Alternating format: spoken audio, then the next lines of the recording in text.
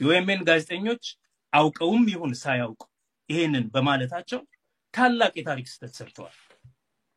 በጣም የምወዳቸው ልጆች ናቸው። ያው ኦኤምኤን የሚባል ጋዜጣ ሚዲያ አለ ከተባለ ነፍሱ ያለው በእነዚህ ልጆች ነው። እነዚህ ልጆች በሰላማዊ መንገድ ጋዜጠኝነትን ሰርተው መኖር እንዳይችሉ ከሀገር የተባረሩ ልጆች ናቸው።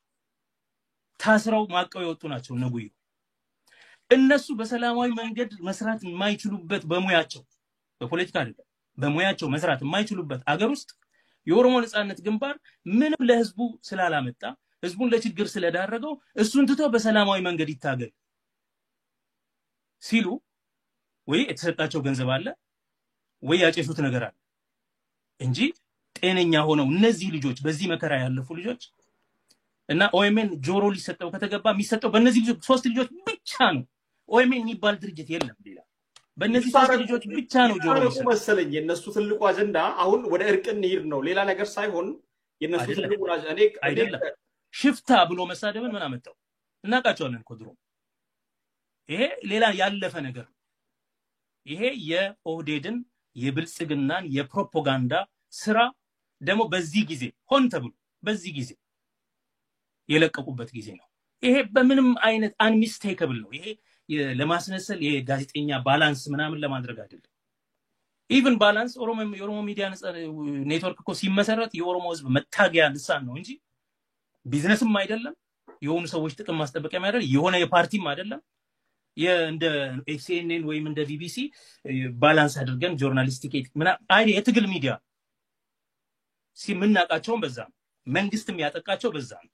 እነሱ ሲጠቁም የጮህ ነው በዛ ነው። በህዝብ ገንዘብ እየኖሩ ህዝብ እየጮህላቸው እየሞተላቸው ስለ ህዝብ ችግር ሳያወሩ ከርመው የአንድ ግለሰብ ፕሮፓጋንዳ ሲነዙ ከቆዩ በኋላ የአንድ ፓርቲ እንኳን አይደለም።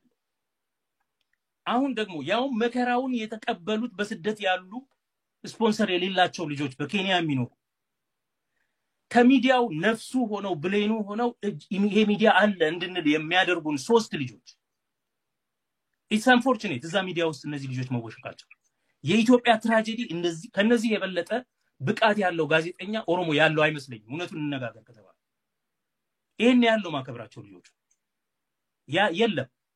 በደንብ እንነጋገር ከተባለ በሙያ ብቃት ከሆነ ማለት ነው። ግን እነዚህ ልጆች የፖለቲካ ጽንፈኝነትም የለባቸውም እስከምናውቃቸው ድረስ። ኢንፋክት አንደኛው ድሮም የመንግስት ጋዜጠኛ የነበረ በመከራ ምክንያት የተሰደደ ልጅ ነው ምናቀው ጓደኛችን። ኦኬ እነዚህን ልጆች እንዲህ ያለ ሚሽን መስጠት በዛ አስቸጋሪ ሁኔታ ውስጥ ነገሩን በሙሉ የስላቅ ያደርገዋል። the whole thing becomes a propaganda matter። ሌላውን የኦኤምኤን ግሳንግስ ከመሪዎቹ ጀምሮ እነሱን ስማቸውን መጥራት አያስፈልግም።